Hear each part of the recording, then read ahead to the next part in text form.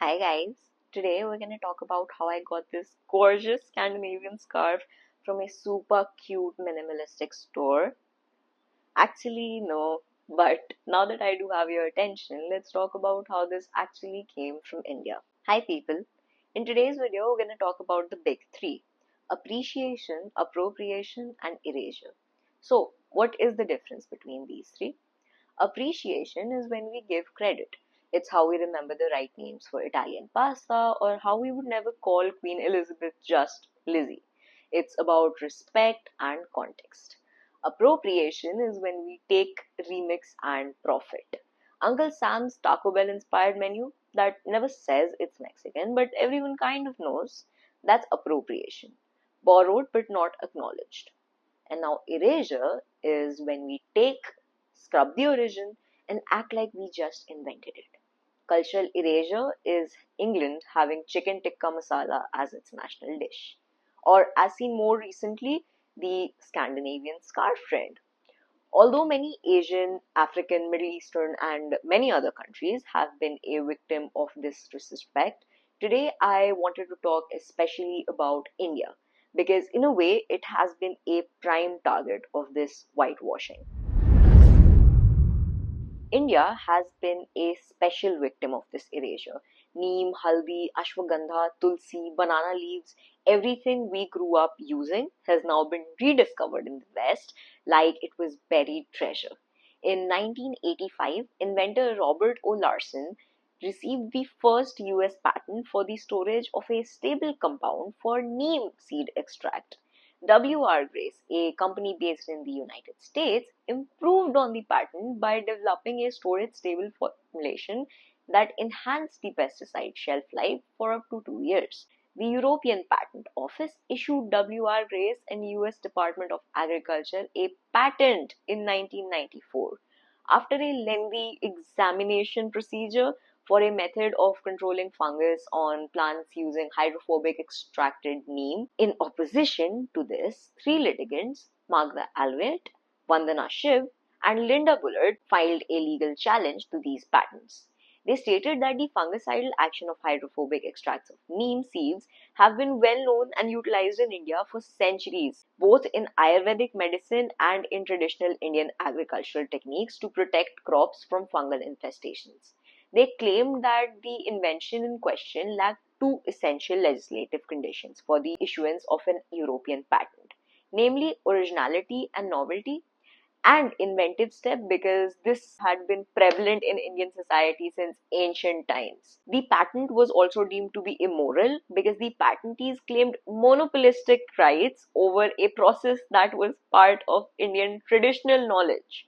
This displays not only peak capitalistic greed but also a deeper, more sinister distancing from certain cultures. I mean, the patent was issued despite the clear lack of novelty, and even after enormous evidence pointing to its indigenous roots, it took 11 whole years for the patent to be finally revoked. Banana leaf plates suddenly became eco chic. Yeah, but we've been using those for centuries. Not new, not niche, just ignored when we did it. Called by a variety of names like Patravali, Pattal, or Vistar, the practice of eating in a plate or bowl made out of leaves is a very common practice in India. A centuries old tradition, this holds roots in Sutrasana, the first chapter of Charak Samiti, the oldest treatise on Ayurveda by Acharya Charak. So it was quite a shocker when a German company, Leaf Republic, launched its innovative collection of tableware made out of leaves back in 2016. And the West, like always, pretended this was new and amazing.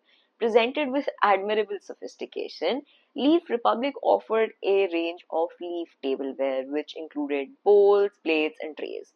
While it was the perfect example of old wine in a new bottle, the West was blown away by its eco friendliness and inventiveness, as if we had not been using them for ages and being called poor and destitute by the West for it.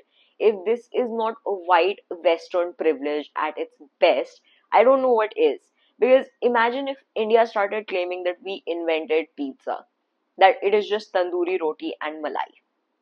the West would lose its marbles, and we would be called thieves and idiots for not knowing the history or something. The West has always had an ever increasing trend of stealing indigenous cultures and rituals and rebranding them to fit a more sophisticated lens. Whether we talk about how the age old haldi doodh was changed to golden milk latte or any of the things we just discussed, the lack of respect and the disrespectful distancing seems more than deliberate. And it's not just the products, they'll sell you an entire lifestyle. Yoga became Instagram poses, no Sanskrit, no breath work, no philosophy. Yoga had its origin back thousands of years in India, entrenched in spiritual and philosophical traditions. It encircles physical postures called asanas, breathing exercises called pranayams, meditation, and ethical principles intended for holistic well being and self realization.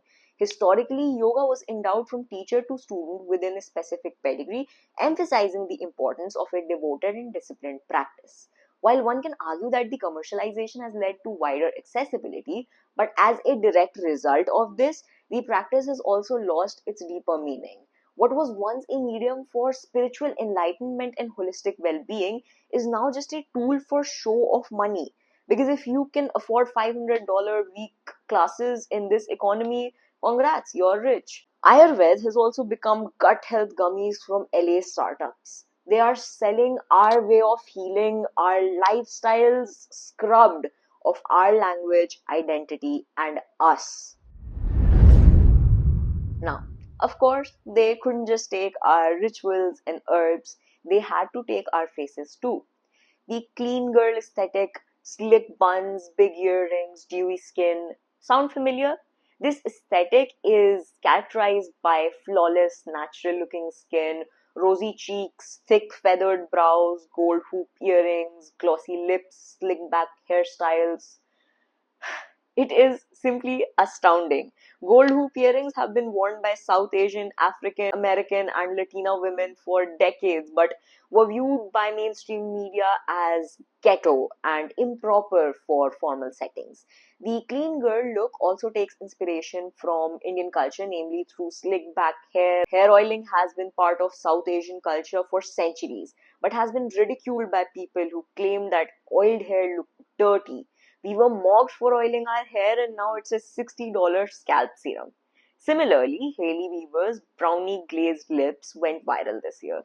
This lip combination has been around since the 90s and resembles the natural pigmentation of South Asian people's lips. However, Hailey Bieber is credited as the innovator of this so called new look. Furthermore, the clean girl aesthetic goes so far as to mimic the physical features of women of color, specifically South Asian and Arab women, such as thick feathered brows, which have been historically labeled as bushy and untamed on people of color. It's basically a white skin good, melanin absolutely not. Except when they want to look perfectly tanned for the summer. They have made our cultures, rituals, our bodies a trend, an aesthetic, a costume. And if you say something about it, they'll tell you it's not that deep. Well, of course, it isn't you, Janet. You don't have a culture to be stolen.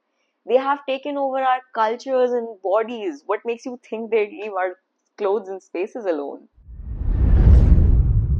Let's talk about the obsession of luxury brands with vernacular or local aesthetics.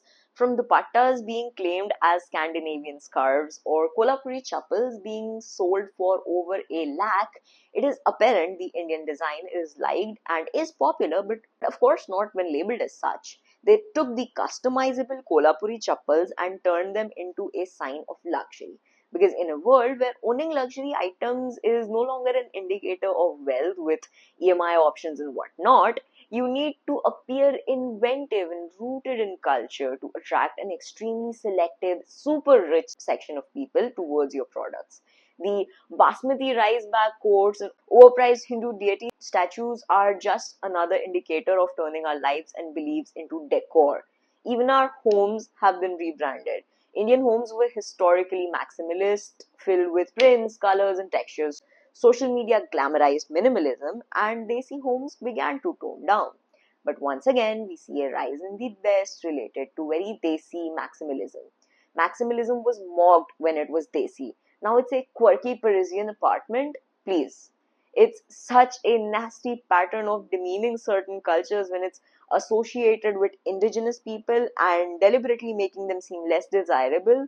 But as soon as they get the chance, the West pounces on it, rebrands it as white, and oh well, would you look at that? It's the best thing in the world. They've taken our food, our rituals, our clothes, our wellness, our interiors, and our aesthetics, and yet they want none of us. This all dates back to colonialism. The white man's burden never left. It just rebranded itself in beige packaging and neutral tones. I'm not saying you can't love chai or enjoy yoga or have a maximalist home. It's meant to be accessible. But if you call pizza malai tandoori roti, you've got a problem. So pay credit where it's due, because my culture is not your costume. They want to polish us, whitewash us, silence us, but I refuse. I refuse to be whitewashed, I refuse to be sanitized, and I refuse to be anything but unapologetically, beautifully, and unmistakably Desi. P.S. I know this video is in English and know the irony is not lost on me, but please don't come for me in the comments and do tell me your thoughts and share this video if you felt what I felt. Until next time, yours truly.